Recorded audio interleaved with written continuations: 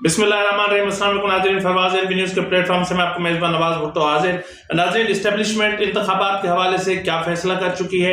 Election commission आखिर इंतखाबात के हवाले से क्या इक़दामात कर रही है और क्या करने जा रही है, और क्या पीटीआई के पास बल्ले का निशान रहेगा या नहीं रहेगा, और इंतखाबात हो रहे हैं, नहीं हो रहे हैं, या मुलतवी हो रहे हैं, या इल्तवा होगा तो कितना होगा, इस पर भी हम बात करेंगे। और बात करेंगे बुशरा बीबी के हवाले से कि उनकी गिरफ्तारी जो एक अरसे से सवाल बनी हुई है, आखिर ये मामला किस तरफ जा रहा है।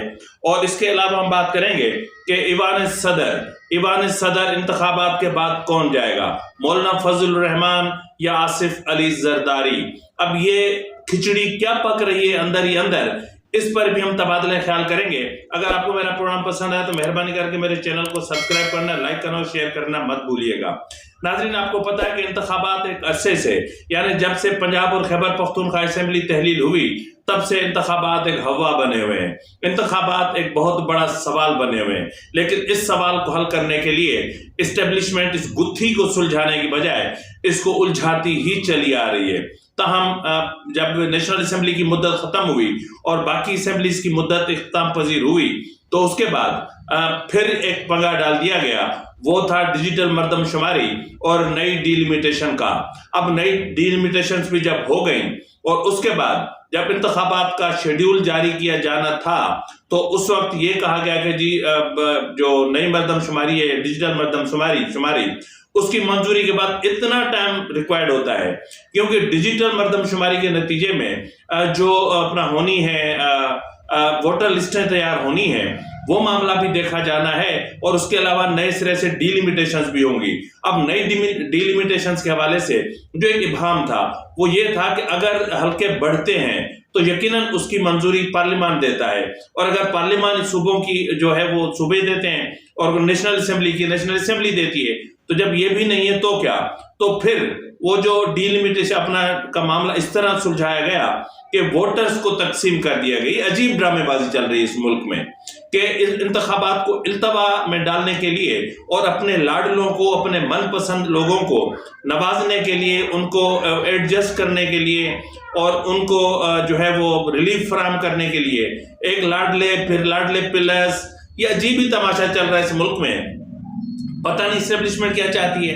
बहरहाल उसके बाद सुप्रीम कोर्ट में मामला गया जो ला महला जाना था, और सुप्रीम कोर्ट में जाएगा ये भी हमने आपको पहले ही बता दिया था कि मामला बिलाखिर सुप्रीम कोर्ट में ही जाएगा।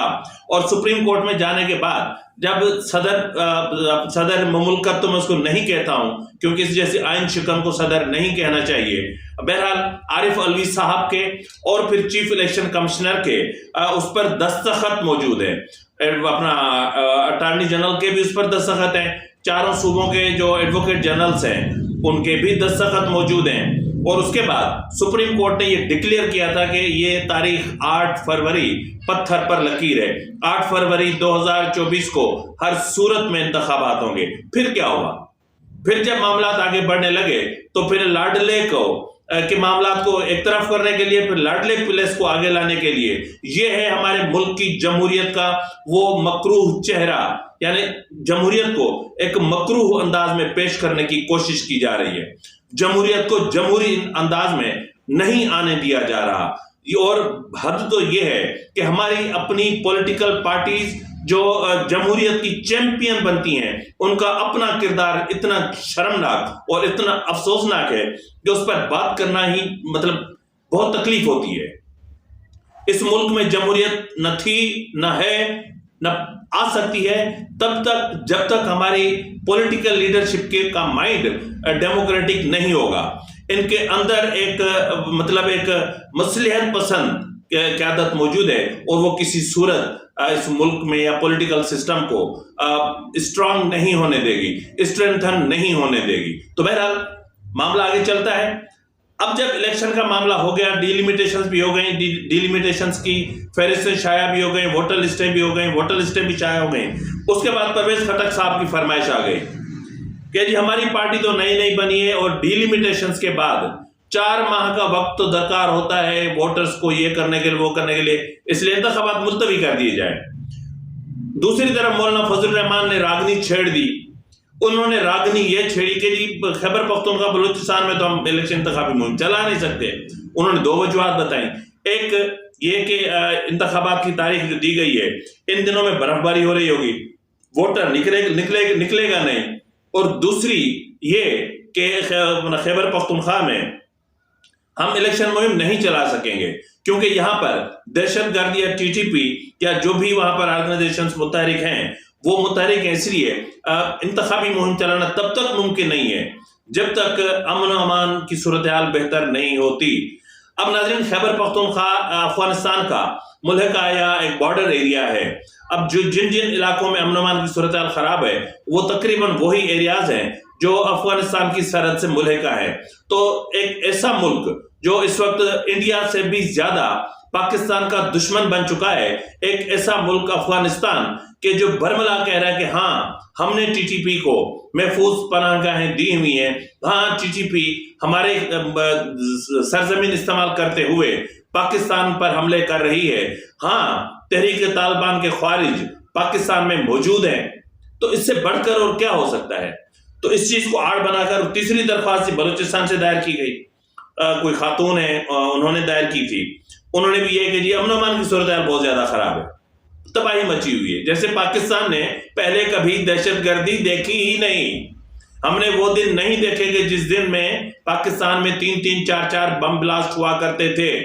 ہماری ٹرانسپورٹ محفوظ نہیں تھی, ہماری ریلوے محفوظ نہیں تھی, ہمارے ایئرپورٹس محفوظ نہیں تھے. یہاں تک کہ میں نے اپنی آنکھوں سے اپنی موجودگی میں سندھ اسمبلی بلڈنگ کے اندر کار کو بم سے اڑتے دیکھا ہے. میں نے خود اپنی آنکھوں سے سندھ اسمبلی اور آرٹس کونسل کے بیچ میں ایک گاڑی کو میں بم دھماکہ دیکھا. مطلب کتنی چیزیں ہیں جو ہم نے اپنی آنکھوں سے دیکھی, ہم نے ان کو وٹنس کیا. یہ ہمارے لیے نئی بات ہے جی. بلوچستان کی صورتحال جو ہے وہ نئی بات ہے. تو بہرحال اس کے بعد سونے پہ سہاگا JUI فے کے رہنما گورنر خیبر پختونخوا حاجی غلام علی, انہوں نے نجی ٹی وی میں جلتی پہ پیٹرول پھینک دیا کہ جی ضروری نہیں ہے کہ سب کچھ میڈیا پہ آیا جائے, کیونکہ جناب اپنا اس پر مولانا فضل الرحمان پر 5 جان لیوا حملے ہو چکے ہیں. 5 ہم نے چھپایا, ہم نے بتایا نہیں کہ پینک کریٹ ہوگا. مطلب جھوٹ کے سنا تھا کہ مطلب تھوڑے بہت پاؤں نہیں ہوتے, لیکن یہاں تو جھوٹ کہ باقاعدہ 1 نہیں 2 نہیں 4 نہیں 8 پاؤں ہیں, اور جھوٹ اپنی پوری رفتار کے ساتھ دوڑ رہا ہے. تو بہرحال اس کے بعد جی جو ہے وہ پھر کہہ رہے ہیں کہ بلوچستان کے حالات بھی خراب ہے. تو ہم باضابطہ طور پر آفیشلی ہم کہیں گے حکومت سے کہ انتخابات ملتوی کیے جائیں. یار افسوس ہوتا ہے کہ ایک سوچ ہوتی ہے, ایک معاملہ ہوتا ہے, ایک ایسی چیزیں ہوتی ہیں جن پر ہم کو بات کرنی ہوتی ہے, یا معاملات کو سلجھانا ہوتا ہے, یا معاملات کو کنٹرول کرنا ہوتا ہے, لیکن یہاں پر ایسا نہیں ہو رہا.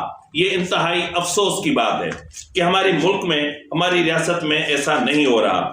ناظرین, یہاں پر میں آپ کو چند حقائق بتانا چاہتا ہوں. میں آپ کو بتانا چاہتا ہوں کہ الیکشن کمیشن آف پاکستان اور اسٹیبلشمنٹ اس مرحلے پر یہ نہیں چاہتے. لیکن اس سے پہلے کہ میں ان معاملات پر آؤں, میں آپ کو یہ بھی بتانا چاہتا ہوں کہ IMF کی جو مینیجنگ ڈائریکٹر ہیں, انہوں نے ایک ٹویٹ کر دیا نگران وزیر اعظم کے حوالے سے. اب انہوں نے کہہ دیا اور انہوں نے ان کی تعریف کر دی کہ جی IMF نے جو اہداف مقرر کیے تھے اس کے مطابق نگران حکومت نے بہترین کام کر دیا ہے. اب بہترین کام جی ہو گیا, اب کیا کریں؟ عالیشان کام ہو گیا, اہداف مکمل ہو گئے, عوام کی گردنوں پہ چھری چلا دی گئی. 10 لاکھ لوگوں کو آپ جبرن مطلب ان افراد کو ٹیکس نیٹ میں لانے کی جبر کر رہے ہیں جو آ ہی نہیں سکتے, انکلوڈنگ آئی مائی سیلف. مجھے نوٹس میں لایا FBR کا کہ جی آپ ٹیکس ریٹرن جمع کروائیں. مطلب ٹیکس ریٹرن جو 2.5 سال سے بندہ بے روزگار بیٹھا ہے, جس کے پاس کھانے کے لیے کچھ نہیں ہے, وہ آپ کو ٹیکس ریٹرن جمع کروائے گا. ہونا تو یہ چاہیے کہ آپ کو پتا ہونا چاہیے کہ کون کہاں پر کیا کر رہا ہے, لیکن آپ الٹا کوتوال چور کو ڈانٹے. بہرحال شرم کی بات ہے, آنی چاہیے. بہرحال اس وقت جس طرح میں نے کہا کہ نگران حکومت کی یہ خواہش ہے, نگران کابینہ کی یہ خواہش ہے, نگرانوں کو طول چاہیے, نگرانوں کو کچھ دن بیٹھنا ہے اقتدار میں, نگرانوں کو اقتدار کے مزے لوٹنے ہیں, نگرانوں کو سرکاری خرچے پہ جہازوں کے جھوٹے اور جہازوں کے چکر کاٹنے ہیں, جن کو باقاعدہ پروٹوکول کا چسکا لگ گیا ہے.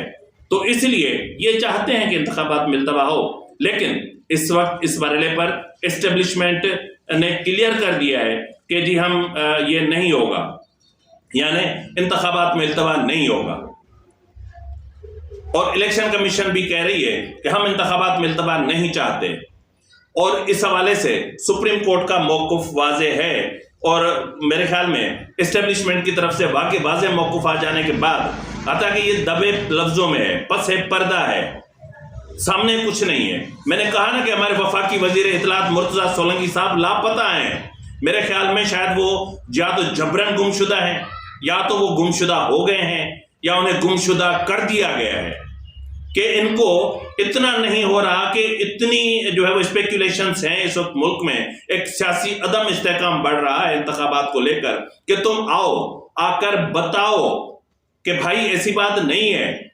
نگران اپنی مدت پوری کر کے جائیں گے، نگرانوں کا جو کام ہے وہ نگرانی کریں گے، لیکن یہاں تو ہم نے دیکھا جو نگرانی کی گئی، یہاں پہ گوشت کی رکھوالی جو ہے وہ بلی کے سپرد کی گئی، یعنی بکری کی رکھوالی بھیڑیا کرے گا، کیا ہی کمال ہے، یہ سلام ہے ہماری ریاست کو۔ بہرحال الیکشن کمیشن کی طرف سے اور اسٹیبلشمنٹ کی طرف سے واضح چیزیں ہو چکی ہیں۔ اس کے بعد جو اہم ترین چیز آتی ہے ناظرین، وہ ہے بشرا بی بی۔ اب بشرا بی بی کے حوالے سے بھی اسٹیبلشمنٹ مطلب کبھی آئیں کبھی شائیں، کبھی بائیں، کبھی یہ ڈرامہ کبھی وہ ڈرامہ، گرفتار کرنا ہے نہیں کرنا ہے، نہیں کرنا ہے کرنا ہے، ہم نے تو عمران کو سمیش کرنا تھا، بشرا کو توڑنا ہے، بشرا کو وعدہ معاف گواہ بنانا ہے۔ تو بھائی کب بناؤ گے؟ جو پوچھنے کی بات ہے آپ سے وہ یہ ہے کہ بھائی آخر کب؟ مطلب 190 ملین پاؤنڈ القادر ٹرسٹ کیس کا ریفرنس جمع ہو چکا، اس کے علاوہ جو دیگر توشہ خانہ کے معاملات ہیں وہ بھی کلیئر ہو چکے، تو اس میں اور مطلب اب یہ جو فیصلہ کیا گیا ہے، اب اس وقت یہ فیصلہ کیا گیا ہے کہ جس طرح پہلے نیب نے سپریم کو اپنا اسلام آباد ہائی کورٹ میں کہا تھا کہ ہمیں ان کی گرفتاری مطلوب نہیں ہے، اب یہ فیصلہ ہوا ہے کہ بشرا بی بی کی گرفتاری ہمیں مطلوب ہے، اور اب عدالت سے استدعا کی جائے گی کہ جی اب ان کی آپ ضمانت مسترد کر دیں، اب ان کی ضمانت اب خارج کر دیں، کیونکہ بشرا بی بی کی ہم کو گرفتاری کرنی ہے۔ تو ایسی صورتحال میں یہ طے ہوا ہے کہ اب نیب بذریعہ عدالت گرفتار کرے گی بشرا بی بی کو۔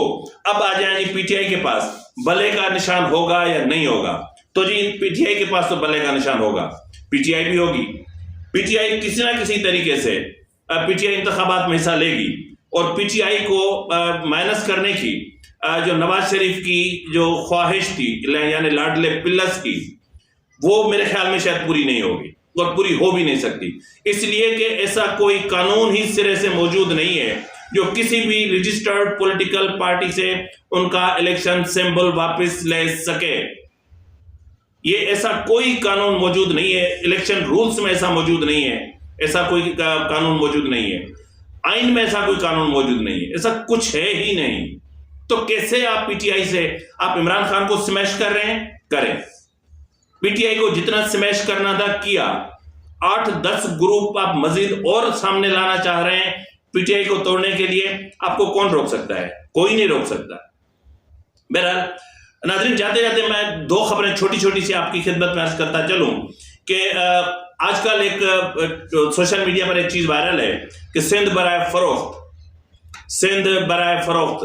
بہرحال یہ سندھ آج سے فروخت نہیں ہے، سندھ تو 1947 کے بعد سے برائے فروخت تھی، سندھ کو کالونی بنا دیا گیا، سندھ کو ایک جبر کے ذریعے جو چیزیں ہو رہی ہیں وہ افسوسناک ہے، جبرن ان کی زمینیں جو ریٹائرڈ فوجیوں کو الاٹ کی گئیں، جو بھگوڑے غازی تھے ان کو الاٹ کی گئیں، سندھ تو یتیم خانہ بن گیا، افغانیوں کو لا کر یہاں آباد کر دیا گیا، بہاریوں کو لا کر یہاں آباد کر دیا گیا، یعنی ہر وہ چیز، یعنی سندھ ایک انٹرنیشنل یتیم خانہ بن گیا۔ جو بھی ریٹائرڈ فوجی ہوتے تھے ان کو جو زمین الاٹ کی جاتی تھی وہ سندھ میں الاٹ کی جانی تھی۔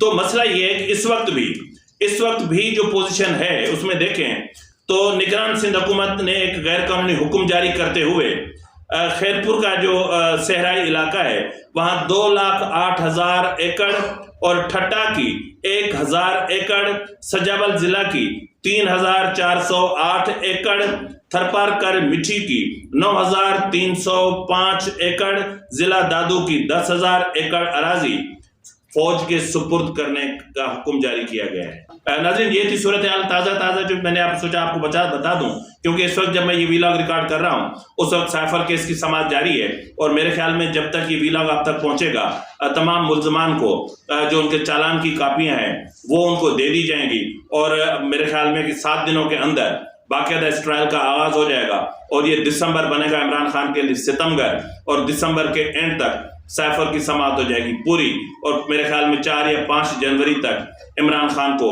बाज़ाब्ता तौर पर या तो सजाए मौत सुना दी जाएगी या फिर उम्र कैद की सजा सुना दी जाएगी। तो इस वक्त फिलवक्त के लिए इतना ही नाज़रीन, इजाज़त दीजिए, फ़ी अमानिल्लाह।